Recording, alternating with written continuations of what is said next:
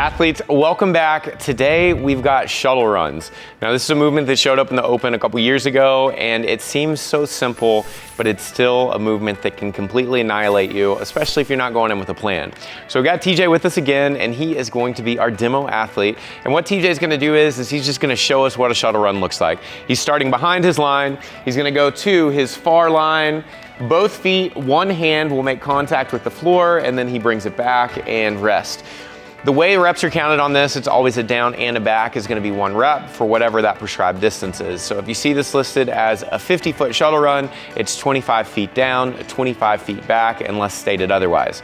Now with this movement, it's pretty simple. It's one of those that if you try to go too fast, it will definitely gas you, and this is more of a slow and steady wins the race type of deal on shuttle runs, especially if we have a large volume of these. So if you feel as though you can pick up the intensity later in a set of these, then that's where you want to do it. You do not want to start out too hot. Now, a couple things that we'll talk about is that as TJ comes down, let's go ahead and go to the midline, and then let's face this way so we can see everything that you're doing. So what TJ is going to do is that as he comes up to his line, he's making preparations to turn to go into his next rep. He touches the floor, and then he goes into it again, and show us again one more time. He's going to come down, and he's thinking about what he's doing to start making the transition and relax. The thing you don't want to do is get all the way behind this line and then turn and then make your touch, because that's inefficient. You're losing time in those transitions. And in shuttles, it's not necessarily how fast you're going line to line, it's what you're doing at the turnaround point.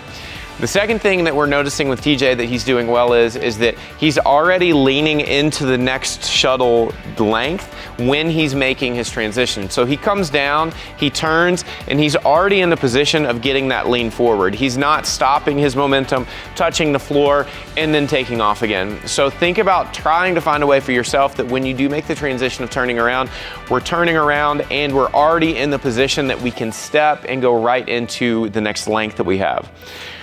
The last thing with the shuttle run that we do like to stress is that these can blow your back up very, very quickly, especially if you're always reaching down on one side. So a cue that we use anytime that we have a movement where we're having to turn, this would apply to burpee box jump overs, burpee box skid overs, whatever it is.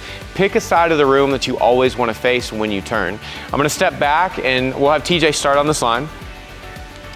He's going to run down, and he is always going to face the side of the room that I'm on when he makes his turn. So he's going to go down. He's going to touch facing me. That was his right hand on the floor. He touches. That's his left hand on the floor. And so on, and shuttle on, and shuttle on. So that's another tip that you can utilize. Now, the last thing that we can tell you, this is not necessarily a pro tip, but it's another strategy that you can use that some people do find is beneficial to them when they're doing shuttle runs. You can take this one or leave this one, but it is actually doing a little bit of a karaoke and turning as you're approaching the line. So you cross the line completely backwards. You just make your touch and you go. So TJ is going to show us this one.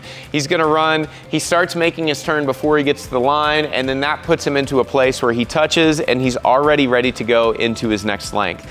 As you see with that style, that puts him in a fantastic position of already being set to go into his next length with that forward momentum that we talked about.